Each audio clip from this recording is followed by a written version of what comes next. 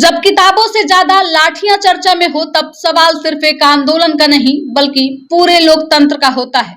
दिल्ली का जंतर मंतर एक बार फिर छात्रों की आवाज का केंद्र बन गया है। शिक्षा प्रणाली, कथित पेपर लीक, शिक्षा व्यवस्था में पारदर्शिता और जवाबदेही की मांग को लेकर शुरू हुआ आंदोलन अब राष्ट्रीय बहस का विषय बन चुका है। सोमवार को पुलिस और प्रदर्शनकारियों के बीच हुई झड़प के बाद आज प्रदर्शन फिर जारी रहा। कई छात्र घायल हुए, कुछ को अस्पताल में भर्ती कराया गया और कई प्रदर्शनकारियों को हिरासत में ले लिया गया। आज का क्या अपडेट है पहले जान लेते हैं। आज कांग्रेस सांसद राहुल गांधी और प्रियंका गांधी घायल छात्रों से मिलने दिल्ली के राम मनोहर लोहिया अस्पताल पहुंचे।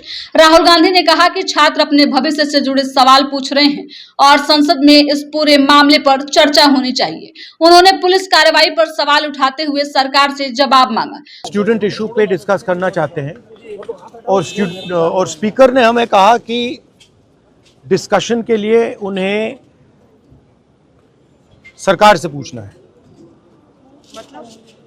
मतलब आप समझिए, speaker is telling us that to debate in parliament he has to take permission from the government. He is openly telling us that. ठीक है, देखिए, इशू स्टूडेंट्स की है, यूथ के फ्यूचर की है, और ये जो किया जा रहा है, लोगों को मारा जा रहा है, पीटा जा रहा है, this is completely un Indian. Modi ji उधर विपक्षी दलों ने सरकार की कार्रवाई की आलोचना की, जबकि केंद्र सरकार और दिल्ली पुलिस का कहना है कि कानून व्यवस्था बनाए रखने के लिए आवश्यक कदम उठाए गए। अब कई सवाल ऐसे हैं जो सरकार से भी पूछे जा रहे हैं। अगर छात्र लगातार सड़कों पर उतर रहे हैं तो क्या उनकी शिकायतों का अस्थायी समाधान नहीं निकाला जाएगा? क्या लोकतंत्र में अपनी बात रखने का रास्ता अब बैरिकेड और हिरासत से ही गुजरेगा? क्या युवाओं का गुस्सा सिर्फ राजनीति है या उसके भविष्य की वास्तविक चिंता है? परीक्षा प्रणाली पर उठ रहे सवालों का भरोसेमंद जवाब आखिरकार कब मिलेगा? इतिहास फिर से उसी मोड़ पर खड़ा है। जंतर मंतर कोई संघर्ष का नया स्थल नहीं है। अन्ना हजारे का आंदोलन, किसानों के प्रदर्शन, नागरिकता कानून के विरोध और कई छात्र जन आंदोलन ने इस जगह से देशव्यापी बहस को जन्म दिया था। इतिहास बताता है, जब संवाद कमजोर पड़ता है तब सड़कें बोलने लगती है।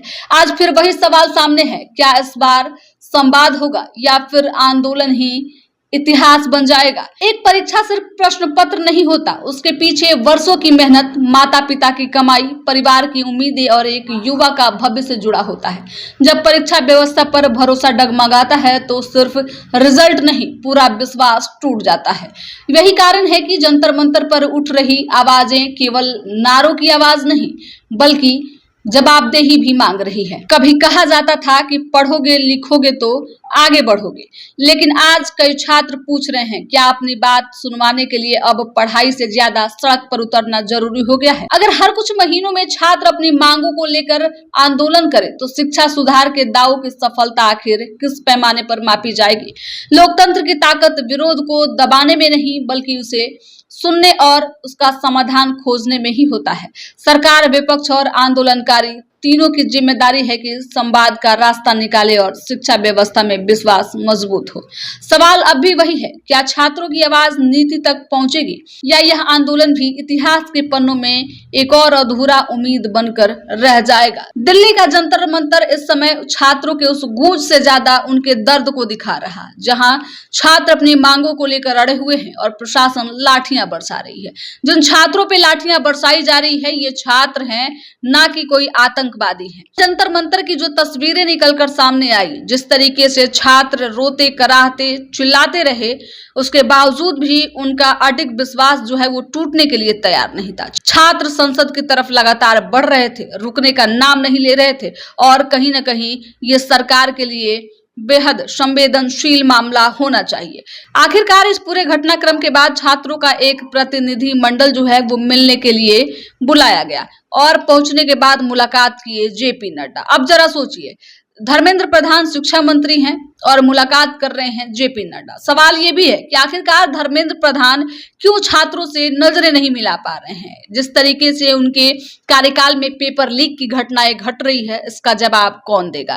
पहले तो छात्र सिर्फ धर्मेंद्र प्रधान का इस्तीफा मांग रहे थे, लेकिन अब कल की घटना के बाद छात्रों की मांग सिर्फ और सिर्फ एक ही है, नरेंद्र मोदी इस्तीफा दो। आपको क्या लगता है, छात्रों के दर्द को सरकार सुनेगी या फिर इसे ऐसे ही अनसुना किया जाएगा और इस पूरे घटनाक्रम को जो है वो इतिहास के पन्नों में दबा दिया जाएगा। अपनी प्रतिक्रिया कमेंट बॉक्स में जरूर दीजिएगा। साथ ही इन लाखों छात्र छात्राओं के दर्द को आप कैसे देखते हैं, प्रतिक्रिया कमेंट बॉक्स में लिखते जाइएगा।